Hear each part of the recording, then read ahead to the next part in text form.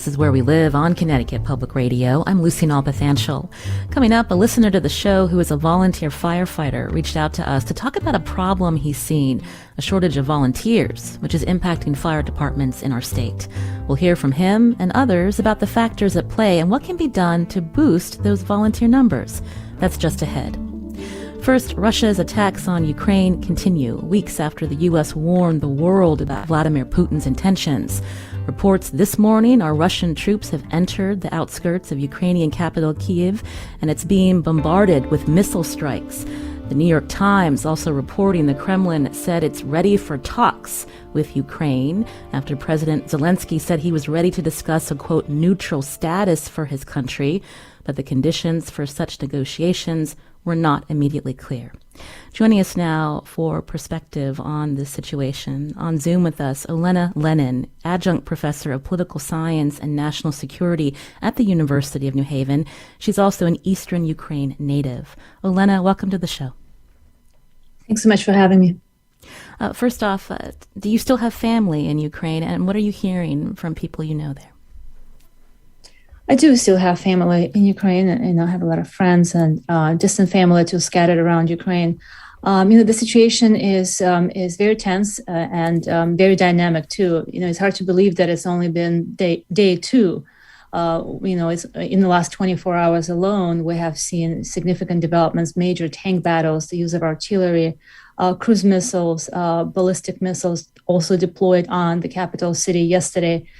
So things have escalated, dramatically. And of course, there are civilian casualties now too, military casualties. People are trying to evacuate, seek cover in bomb shelters. So it's very dangerous. It's ominous. And, we're witnessing a potential humanitarian catastrophe on a scale unknown yet. The New York Times and other media reporting that Ukrainians have piled into cars, buses, trains. They're making runs on the banks, runs on gas stations. Some people were just running, all trying to go west. So when you hear that, Olena, talk with us about, what's happening on the ground and how the citizens of Ukraine either are preparing or responding to this.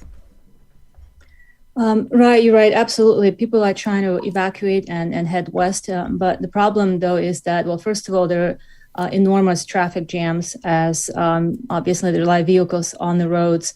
But, at the same time, evacuations are happening while missile attacks are ongoing. So it's not safe to be traveling right now. A lot of people are trying to sit it out in bunkers. So it's hard to gauge, where, the safest route could be. But also, the Western Ukraine is not necessarily safer. It might be relative to Kiev right now.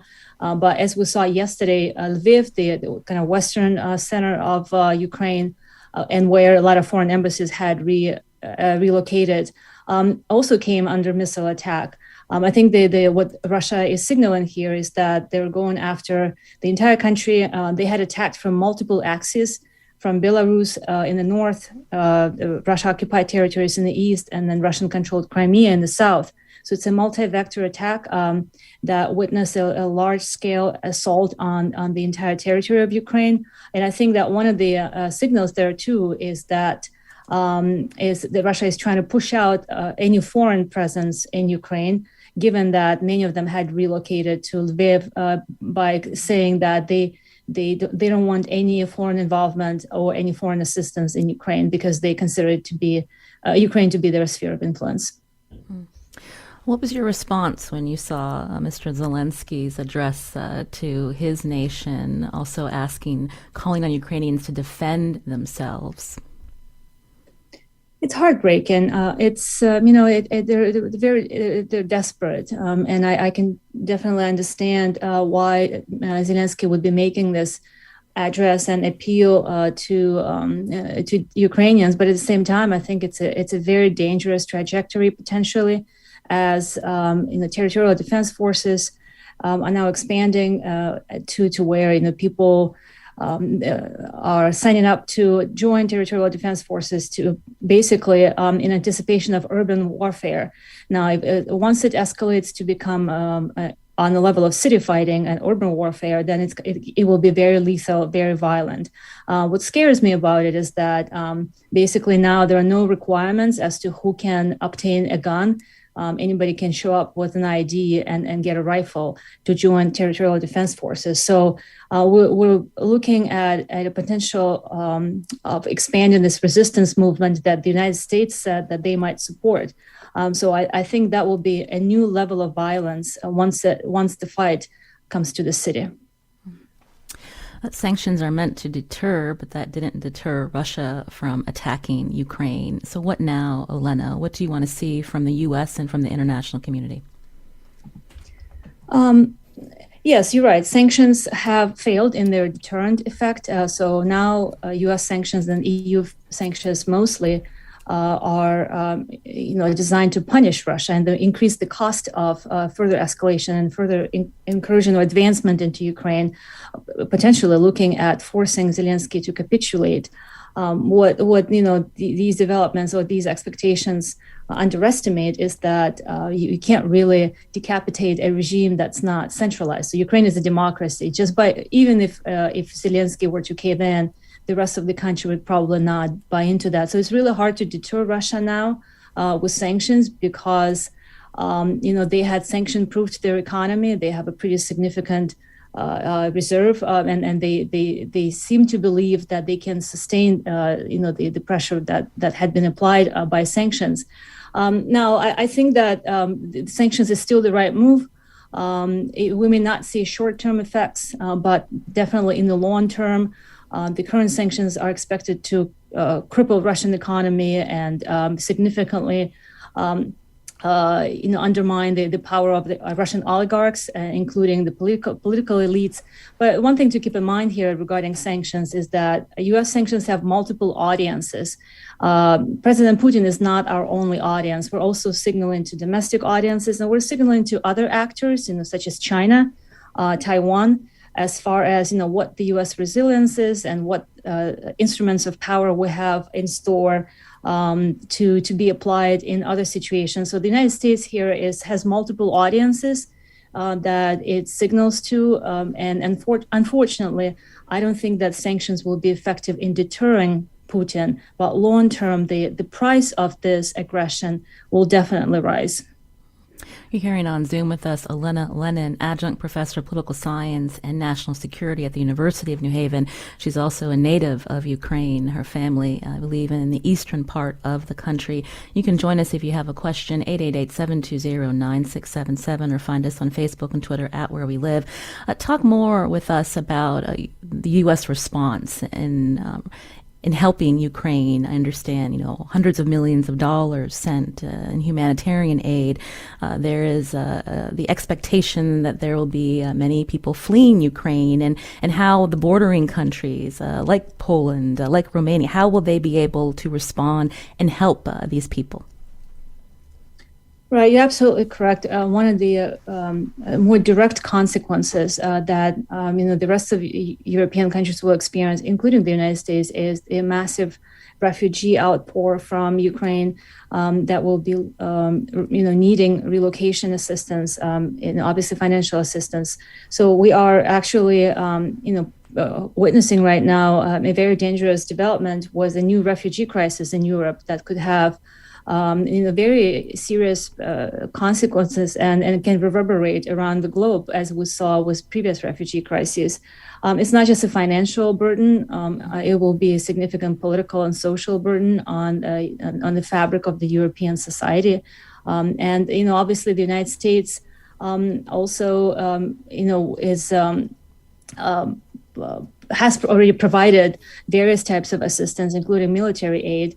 And one of the things and supply of weapons, one of the things that one of the options available to the United States right now is to continue providing Ukraine with defensive weapons. And they also signaled readiness to support the resistance movement. It's still controversial. There's no political consensus in the U.S. that will be the right move. But the U.S. is limited in its options right now. The Biden administration had signaled that they will continue supporting Ukraine diplomatically, financially, militarily, but any direct involvement of U.S. troops is absolutely ruled out. And in that way, the United States is quite limited from what it can do for Ukraine, other than the choices here are to simultaneously help strengthen Ukraine and weaken Russia at the same time. So if we can find that balance where Ukraine can be stronger and Russia can be weaker on a level that could potentially prevent further escalation and bring both parties to the negotiating table, that could be potentially an off-ramp from this situation. We heard President Biden again reiterate that U.S. forces will not engage in this conflict between Russia and Ukraine. Ukraine is not a member of NATO. But what will stop Putin? You mentioned there's a long-term strategy that's needed. His belief he wants to reestablish the Soviet Union. Also looking at his sights on other NATO countries that were once part of the Soviet Union. Olena, how do you see this playing out? There is a great question that is on everybody's minds right now. What will stop Putin and how far will he go, right? Because, it's not just about Ukraine.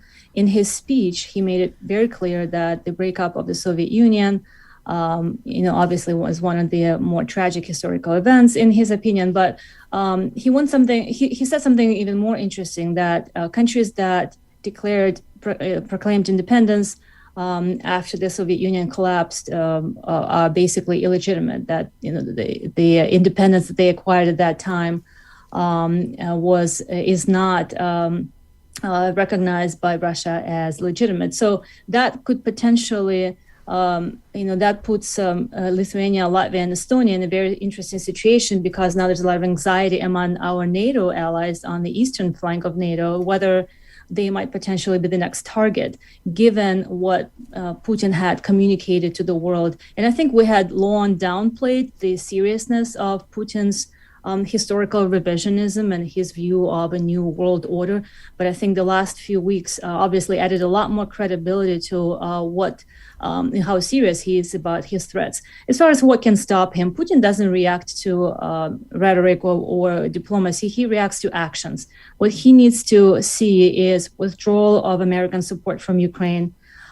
He will need Ukraine to formally declare neutrality and give up on its ambitions of Western integration. And he wants to see Western NATO infrastructure removed from Ukraine, and he wants military aid and economic aid to be discontinued. So he wants foreign involvement in Ukraine to be nullified and to be removed. Now, unfortunately, those requirements are non-starters for Ukraine. And for the United States and Western allies, those are also very important principles that we're not willing to compromise on. But unfortunately, I think for Putin to back down, he will need to be either stopped militarily, which I don't see it as an option, because nobody wants to get involved in a direct military confrontation with Russia, or he wants to see significant concessions on Ukraine's pro-Western orientation and potentially require some formal recognition of Ukraine as a neutral country, which will mean no NATO ambitions and no military support. As we look to how this, again, is impacting the world already, people are seeing gas prices going up, market instability, but also when we think about Russia's playbook and when we think about cybersecurity and their pattern of disinformation, how worried should the West be here?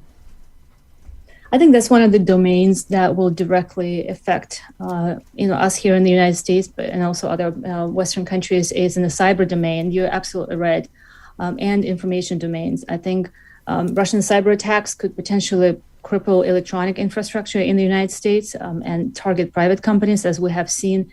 Now, one of the difficulties that that particular threat presents is that we're not sure how the United States will respond, whether we will respond with counterattacks or, impose more sanctions, because that could potentially put Russia and the United States in a situation where they will be basically involved in a cyber war. And we're not sure. We don't have the legal infrastructure to have a specific protocol as to how to address those cyber attacks, especially given how tense the situation is in Ukraine. So I think it does have. You're right. The situation in Ukraine and the standoff with Russia, economic penalties on Russia will reverberate worldwide. It will, obviously affect global economy. Potentially create a refugee crisis, but I would be most worried about an increase in disinformation campaigns, an increase in cyber attacks, especially leading up to the midterm election in the United States. Olena, I understand that you were planning on visiting Ukraine until there was a concern coming out that Russia was planning a potential invasion. When was the last time that you returned? And when you're thinking about your family and loved ones that are still there, what's on your mind? I was actually going to be in Ukraine now. If we were to have this talk under different circumstances, I would be in Ukraine right now. I was supposed to fly to Ukraine on February 16th. That was the day when the Biden administration disclosed as a potential start of the invasion. I think that intelligence was accurate, and the disclosure was the right strategy. And I think Putin had to recalibrate based on these public disclosures. But I was given the situation on the ground, I had to cancel my flight because I took those threats very seriously, and I attach a lot of credibility to the U.S. intelligence. Even though a lot of people in the world, including in Ukraine, downplayed the accuracy of that, of those predictions. So I had to cancel my trip. And in retrospect, of course, that was the right decision. I worry that what worries me now is that I don't know where things are headed necessarily, but I'm worried about not being able to travel for a while. I'm also worried about my family not, being able to travel to other parts of Ukraine and see other family members, because I'm expecting that there will be martial law obviously is in effect, but also checkpoints might be installed throughout the country, further inhibiting movement and further sort of separating and polarizing people and isolating people. So I worry about all those things, and my heart goes out to people in Ukraine. I wish that I could be more helpful, but even now, being in the United States, it's one of the more heartbreaking things to be watching this from afar again, as I did in 2014, 2015, and not in realizing my own helplessness. But at the same time, I know that to Ukrainians now, any demonstration of support from the West is very important, even to boost their morale and to give them more confidence in what's to come. Well, Olena Lennon, we thank you for talking with us, and we hope that your family and friends stay safe in Ukraine. Olena, again, is an adjunct professor of political science and national security at the University of New Haven. We thank you for your time today. Thanks for having me. Now, Connecticut's congressional delegation has condemned Russia's attacks on Ukraine. Coming up Monday, Where We Live, Congressman Jim Himes will join us. And coming up after the break, we pivot to an issue here at home, a volunteer shortage impacting local fire departments. You can join us. Find us on Facebook and Twitter at Where We Live.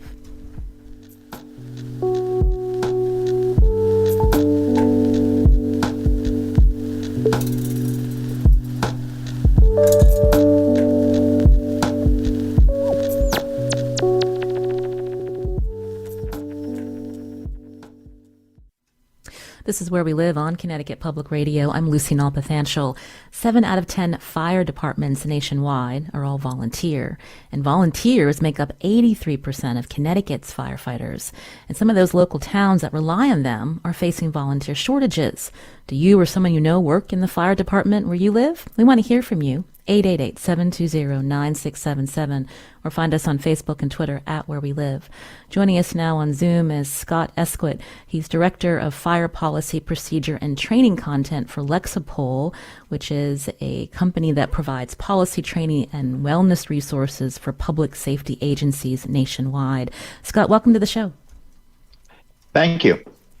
I understand you've been a part of volunteer fire departments since the 80s. The Hartford Courant here locally reported, I believe back in December, that the Southington, Connecticut Fire Department had posted on Facebook, quote, "The majority of fire departments throughout Connecticut, including here in Southington, are experiencing a volunteer shortage." So is this similar to what departments are seeing nationwide? And what are some of the factors, Scott? Yeah, it's absolutely a nationwide issue. There are pockets of departments that have made out well and still have good retention and good recruiting. But yeah, the majority of volunteer departments do have problems, and it stems from a number of factors. Many of them are simply the shift in the demographics of a community. You have where you historically had a significant part of the population that was in town and remained in town and worked in town and lived in town. That's no longer the case. They're out of town the majority of the day. And when they're back home, it's tough to find the time to contribute to a volunteer fire organization.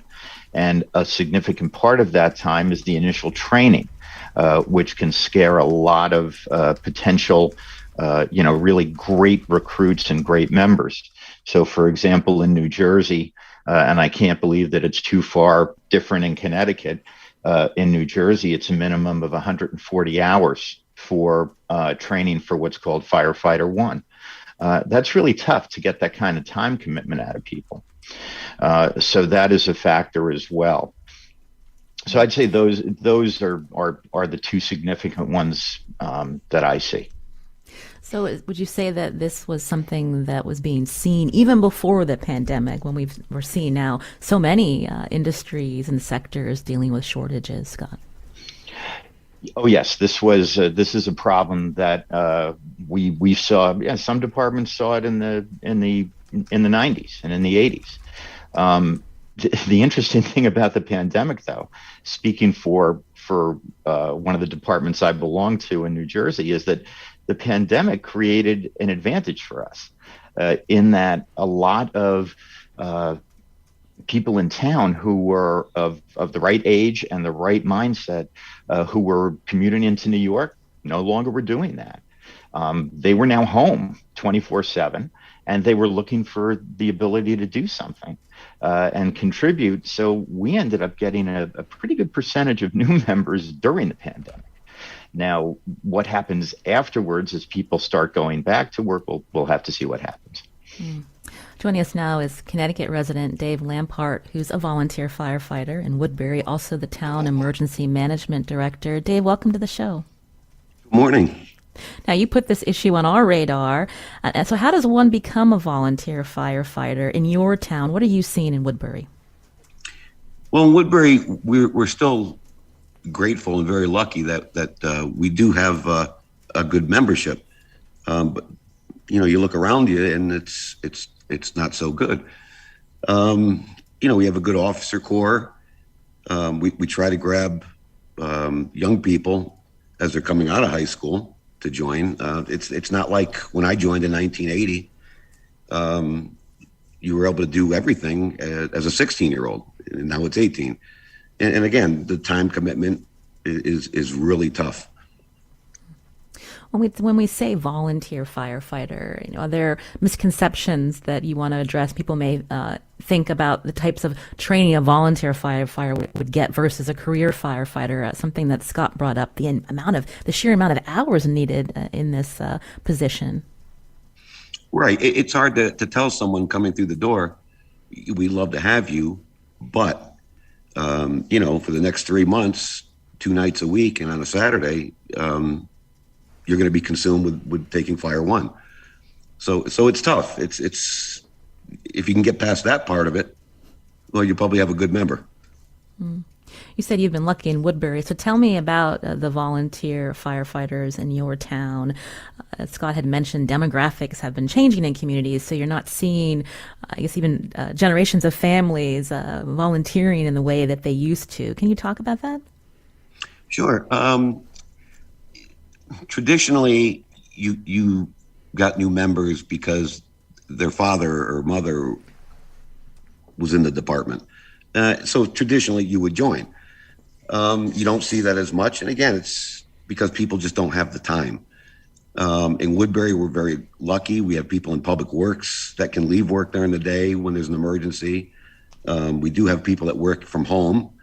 The roster was, like Scott said, better during the pandemic because people were working from home. So they were able to come out a little more. They do have incentives, a pay per call, which is only $10. But I always tell people, if you're going to join, you shouldn't be joining if you're going to join the volunteer, then the money shouldn't mean anything anyway. And $10 doesn't go far, as you know.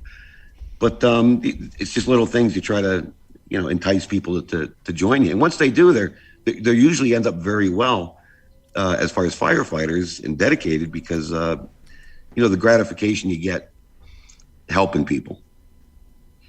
Right. Scott, I wanted to hear your response to that. David mentioned incentives, what departments are trying to get people to volunteer, because when there's an emergency, you need people. Mm-hmm. Yeah, well, Dave's right. If you are joining a volunteer organization, the incentives that you get, they're generally not going to be what attracts you. What attracts you is the service, the social fabric of the organization, that your part in the community, and anything else is kind of icing on the cake. So the benefits like the pay-per call that Dave's department has, we have what's called LOSAP, which is basically a retirement fund that the state runs, so that when we all of our hours are marked, and those hours translate into what's basically a retirement fund, and that fund comes back to us when we leave the service. There are also departments or that have connected or coordinated with their town to provide. Another incentive that we have is no charge for any recreation activities. So if we register one of our children for the soccer league, it's free. Other towns have real estate abatement programs for volunteerism. So there are a myriad of programs out there. But like I said, your first draw is going to be the level of the volunteerism, that aspect of it. Everything else is gravy. You're hearing Scott Esquit here on Where We Live, Director of Fire Policy, Procedure, and Training Content for Lexipol, which provides policy training and other resources for public safety agencies nationwide. As we talk about volunteer shortages in our state and across the country impacting volunteer fire departments. If you're noticing this in your town, if you're a member of the volunteer fire department, we'd love to hear from you, 888-720-9677, or find us on Facebook and Twitter at Where We Live.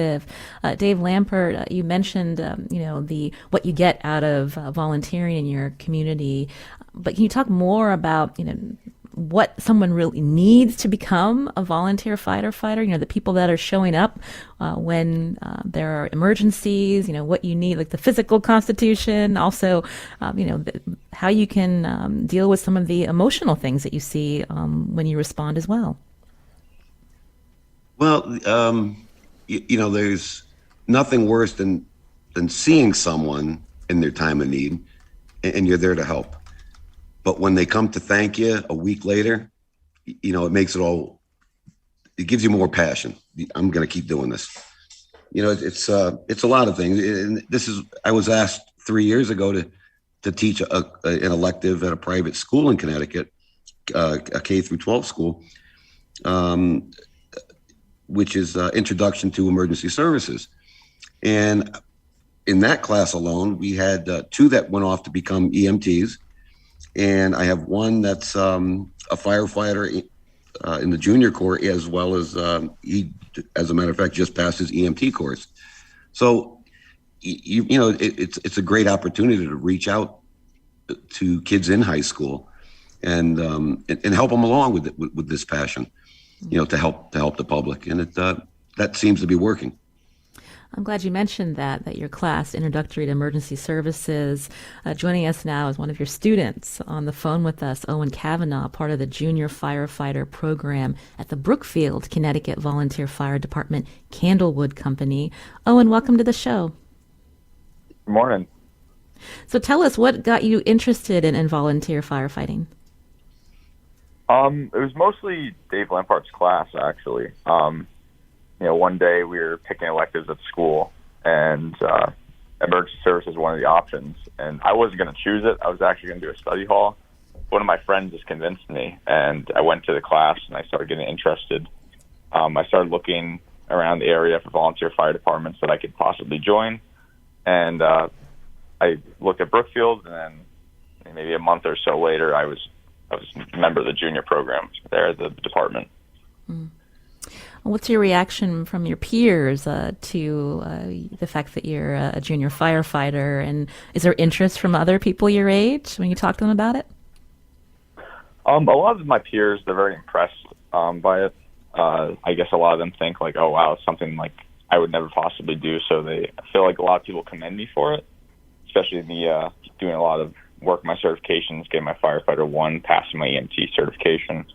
It's a lot of work. So a lot of people are very surprised by it. But when you looked at your peers, are you one of the few that does this? Yeah, outside of the fire department and my friends there, I'm the only person in my friend group who actually does this work of my town and emergency services in general. So that does sound like a lot of work, all the training and the certification that you need to complete. So how do you do it and also handle your studies, Owen? Very carefully. I plan like what days I will do schoolwork and work at my EMT certification, my firefighter certifications. I plan certain times during the day where I'll study. I'll study for school and I'll study for the fire department.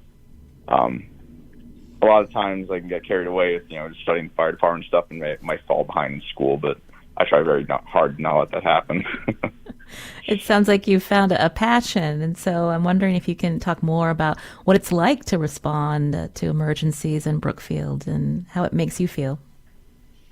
It's great because a lot of times you go into calls where somebody needs help with something, and whenever you actually get there and you do something at the scene to help that person, you feel really good about it, and it gives you a new perspective on life. You feel pretty good about yourself, and you feel like you're actually helping your community.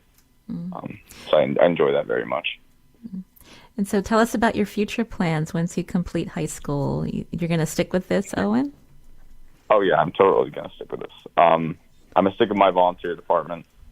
I'm planning on hopefully becoming a career fireman somewhere in Connecticut. I just passed my EMT course. I actually got my results saying I was nationally certified at 8 o'clock this morning.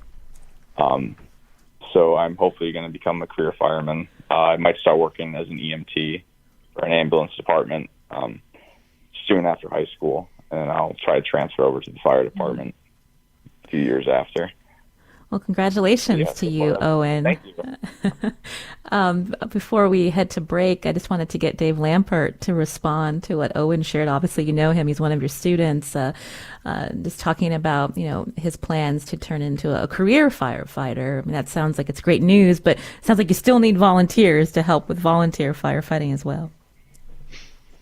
Yeah, it's great. And as Owen said, that even if he goes career, he'd still also like to volunteer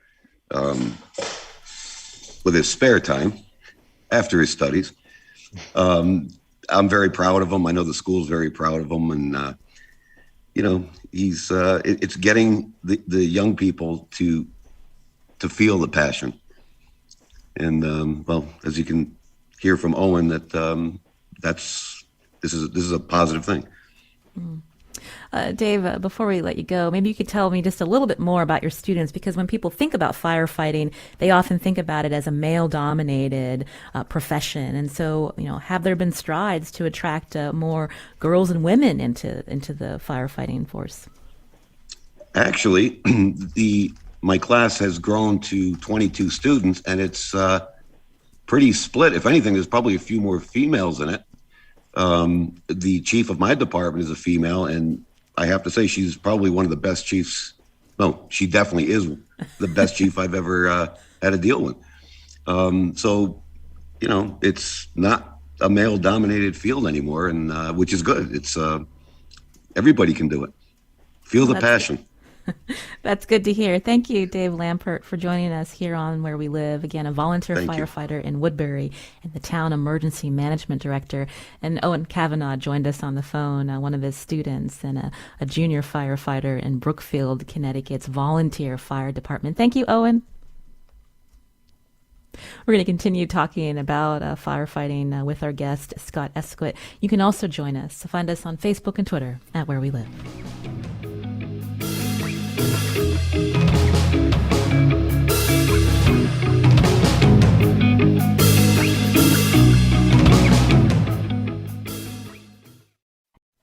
This is Where We Live on Connecticut Public Radio. I'm Lucy Nalpathanchel. We're talking about volunteer firefighting as departments in Connecticut and across the country deal with volunteer shortages. With us on Zoom is Scott Esquit, Director of Fire Policy and Policy and Training Content for Lexipol. That's a company that provides policy training and wellness resources for public safety agencies nationwide. You can join us too, 888-720-9677, or find us on Facebook and Twitter at Where We Live. Scott, can we talk about retention? Because something that Dave had shared, with Owen, it sounds great that they've recruited him and he wants to become a career firefighter, and then on the side also volunteer. But that's a lot of time and commitment. And so can you talk about retention when we look at fire departments around the country? Yeah, sure. And when we were talking earlier, we were really just talking about what it takes to become a firefighter, okay? To get what's called Firefighter 1. There's also training requirements moving forward. So you really do have to have a commitment and a passion for the profession. There's really, that volunteer firefighters and career firefighters do the same thing when they're responding to a call. And to train your volunteer corps to a lower level is only increasing risk and creating trouble for them.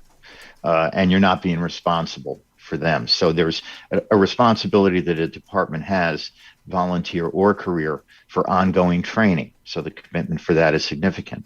Depending on the state you're in, there are also state laws and regulations that say, for example, in New Jersey, if you want to go up into the officer corps, work your way up to chief, you have to have certain other qualifications and certificates in order to do that job. So that plays into retention. The other thing that plays into retention is, which I think is very significant, is a recognition of generational differences.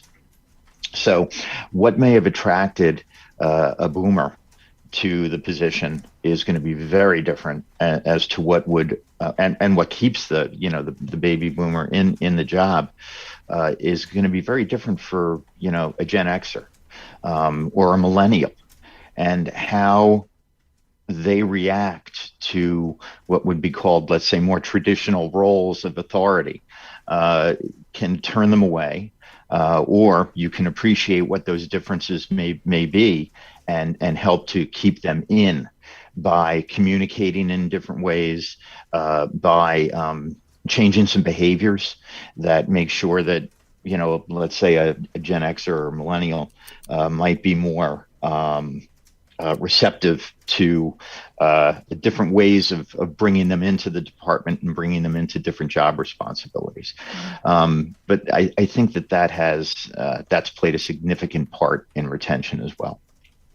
Sounds like you're also talking about just workplace culture in general and adapting to the different generations who are interested in volunteer firefighting. Scott, can you talk about the fire service culture and how that has changed over the years?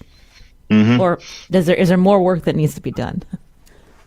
Oh, well, there's always more work that needs to be done. And it's funny. I'm not a big fan of firefighter culture. Because that's a heavy term. It brings in a lot of good things, a lot of bad things. It groups you into one mass of different different ideas. What I prefer to focus on is behavior.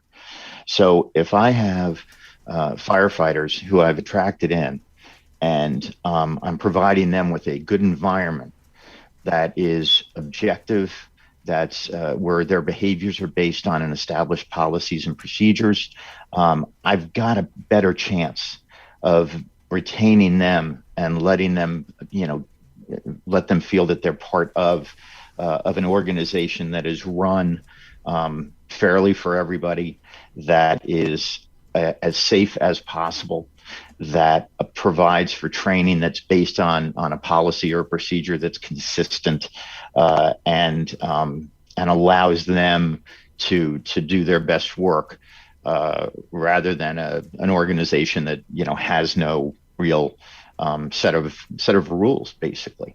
So once you're starting to base your fire station or your fire service on behaviors rather than on a nebulous culture, it becomes a lot easier to recruit. It becomes a lot easier to retain, and it helps provide an environment that, as I said, is hopefully minimizes risk for your members.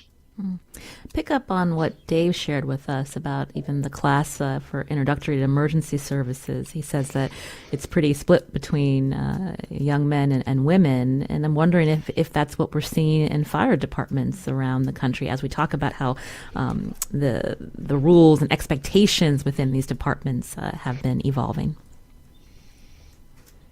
Well, the percentages are still, it's a male profession, but that's changing, and all for the better. So as Dave points out, his chief is a woman. I through my time in the service, and Dave and I both joined at the same time. Through my time in the service, I've had more and more and more interaction with women, and also minorities who are part of the service, and and as I said, all to the benefit of the service. So it's increasing. It's great to see that a lot of the women who have joined have gone up into leadership roles, and really flourished in those roles, and provided great leadership to us. So it's accepted. If you're not accepting it, then there's a problem that needs to be addressed within the department. But it's a fact of life, and as I said, all to the better for the service. You're hearing Scott Esquit here on Where We Live, again, Director of Fire Policy and Training Content for Lexipol. Lexipol providing policy training and wellness resources for public safety agencies nationwide. And so let's talk about, just the darker side of being an emergency responder, Scott.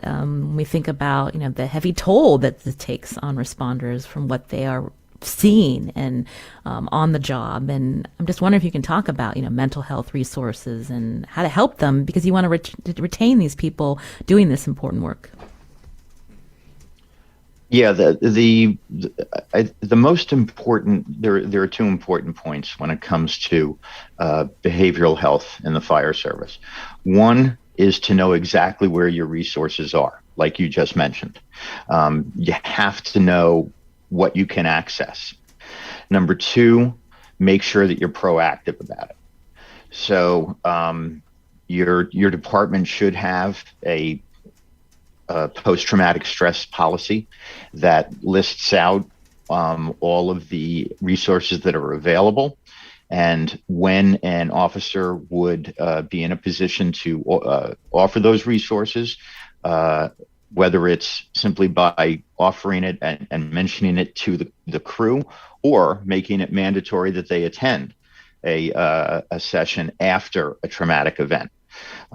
So the example that I've used is that while I was chief, I had a suicide of one of my members, and I and the other chiefs immediately put into play our post-traumatic stress protocols, so that we had the resources available. We offered sessions. We wanted to keep an eye on everybody, make sure that they all had access to talk to somebody if they needed to, and try to get everybody through it by making sure the resources were there. So those are the two most important things: be proactive and know where all the resources are. When we talk about behavioral health and who's responding, what has been the toll during the pandemic on volunteer fire departments? It was significant, because you really had to change the way you do business. So new protocols came into play. You're getting a call, and the dispatch center is also attaching another message that says, COVID household, or, states COVID free. And in any event, you couldn't be sure earlier in the pandemic, so you had to respond the same way to everybody. You are worried about your family, you're worried about your exposure, and you had to make sure that you weren't doing anything that would expose anybody else that you were treating. So, for example, our department runs EMS and fire. So our EMS volunteers had to change up their protocols in terms of how they responded. It created and then there was all social activity at the firehouse ceased. So that aspect of volunteer firefighting, the social fabric of it, ceased to be. And that also had an impact, because you couldn't stay at the station after a call to discuss it, to kind of debrief. And that's a really important part of what we do, and that was being cut out as well. So the level of stress increased significantly, and we had to just deal with it, because we had to keep responding. Well, it's been interesting to hear about the work of volunteer firefighters, again, facing volunteer shortages nationwide, including in our state. This sounds like a follow-up a few months from now. Scott Esquit, thank you for your time today, Director of Fire Policy, Procedure, and Training Content for Lexipol. We appreciate your time. Thank you.